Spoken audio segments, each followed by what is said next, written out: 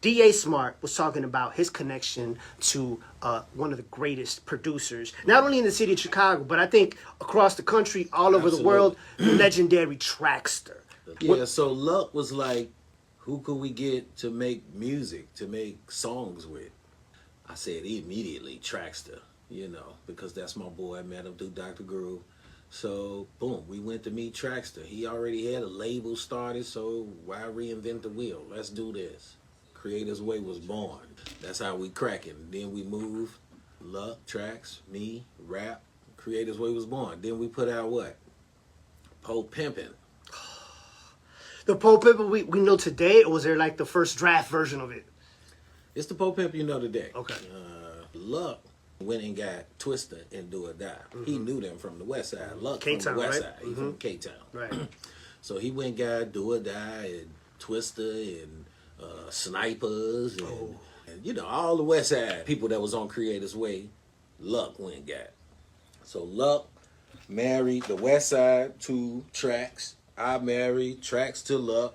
Creator's Way made history for Chicago. Probably one of the dopest labels to ever come out of the city that was independent thus far and has yet to be reduplicated. And I'm glad that I'm a part of something that's so amazing. That's where Walk With Me came out. We wasn't going to release Walk With Me because during the time of its release, I had an issue with the law. So we wasn't going to release it. That's why Po Pimp came out first. But so you recorded Walk With Me first before Po Pimp? Yeah, Walk With Me was already recorded. Po Pimp came out first, and then we eventually released Walk With Me. So I'm going to ask you a fan question. Strictly as a fan of D.A. Smart. When you back then picked up like a notepad, a notebook, on the back of an envelope, whatever, and started coming up with these lyrics for Walk With Me, did you know that that's what you were going to talk about? Or was it just like, well, this word rhymes with that one. That sounds pretty good here. Oh, snap, I just mentioned that. Can I do that? Then just as the song progressed, did you know it was going to be the song it turned out to be? Or did it just kind of happen just by you expressing your thoughts on some paper? I remember when I first heard the beat from Trax. We was in the studio, and he played a couple of beats for me. He was like, whichever one of these move you, let me know. He was playing beats, and he played that one. Damn. Right there. Homie, right there, that one. I can tell a story on that. That's all I felt. Then, when he gave it to me and I got in the car and started driving and listening to it, that's when it came. Were you freestyling it as you were driving? I was driving, riding around the neighborhood and listening to the beat. And it's like, doo-doo. Yes. Oh, this is going to be about all the gangs in Chicago. Yes. And it's going to be called Walk With Me, but I'm going to talk about every set that I know. That's how it happened. And then the conversation happened. How am I going to do this? Easily. Start talking, D.A. Put your left foot in front of your right foot and walk with me. Yes. Through the city of Chi, where the vultures be. Have you heard of this? That's a conversation. Have you heard of the city crime? Sociologists been telling me the city died. From what? From all the murdering, gang banging, and drug dealing. Every 30 hours they find another body with some slugs in them. And ain't no blood in it. Just the ill state, man. It ain't no love in it. It's a conversation. Then I take you to different neighborhoods. That's all it is. It's a simple song. But I knew it was going to be groundbreaking because of the content. Yes. It was never done before. Think about this. People say GDBD, they wasn't saying that in records, not back then. Nope. The only one who came close to saying it in a record was E.C. Illa. Salute. From the North Side.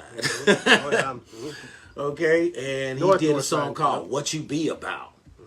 Okay, and E.C. Illa was down with us forever. You know what I'm saying? Don't think I stole the idea from E.C. Illa. I didn't. I didn't even think about E.C. Illa when I wrote that. It just so happened he had a gang banging song before Walk With Me. I just came up with the idea based on listening to the track. The track is what inspired me to make the song, and I knew it was going to be the dopest song that's ever been created in life because of the content of the song. And it's just unfortunate, y'all, that we couldn't really promote the song during the time because of legal troubles. I got a two-part question about that. You knew it was going to be groundbreaking. Absolutely. When you first got in the studio, was Traxter there when you recorded it? Or who was in Yes. the room when you first spit those 16s to that beat?